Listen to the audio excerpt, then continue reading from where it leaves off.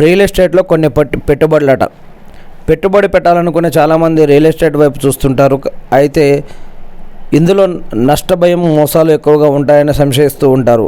అలాంటప్పుడు రీట్స్, ఇన్విట్స్లో పెట్టుబడి పెట్టడం మంచిదని నిపుణులు సూచిస్తున్నారు. వీటి ద్వారా మ్యూచువల్ ఫండ్స్ తరహాలో స్థిరాస్తులు మదుపు చేయొద్దు.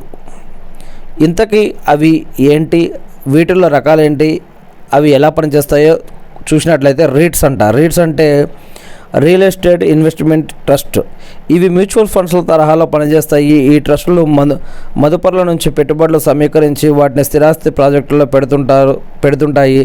అంటే ఒక ఆస్తిని సొంతం చేసుకోకుండానే మదుపర్లు స్థిరాస్తుల్లో పెట్టుబడి పెట్టవచ్చు. ఈక్విటీ, డెట్, బంగారంతో పాటు స్థిరాస్తుల్లోనూ తమ పెట్టుబడులు ఉండాలనుకునే వారికి ఇవి మంచి ఎంపిక. కనీసం 3 ఏళ్ల కాలపరిమితితో ఈ రంగంలో మదుపు చేయగలిగితే మంచి రాబడి వస్తుందని నిపుణులు చెప్తున్నారు.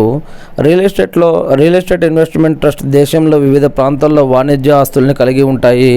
ఇలా పెట్టుబడులను విస్తృతం చేయడం వల్ల ఎక్కడైనా స్థిరాస్తి వ్యాపారం ఒడిదుడుకులు ఎదుర్కొన్న మిగిలిన ప్రాంతాల్లో బలంగా ఉండడం వల్ల దీర్ఘకాలంలో మదుపరులకు మంచి ప్రయోజనాలు వస్తాయి. ఇంకా అనేక డీటెయిల్స్ దీంట్లో ఉన్నాయి, చూడండి. మీకు ఇంట్రెస్ట్ ఉంటే కనుక ఇక లాభాల గురించి కూడా ఇక్కడ ఏదో ఉంది. దాని తర్వాత రీట్స్లో రకాలు ఉన్నాయంట.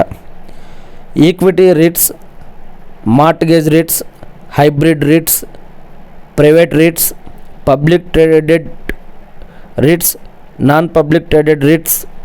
దాని తర్వాత పెట్టుబడి పెట్టే ముందు కొన్ని చూడమని ఇక్కడ చెప్తున్నారు. అవేంటో చూడండి ఇక్కడ ఇంట్రెస్ట్ ఉన్నవారు.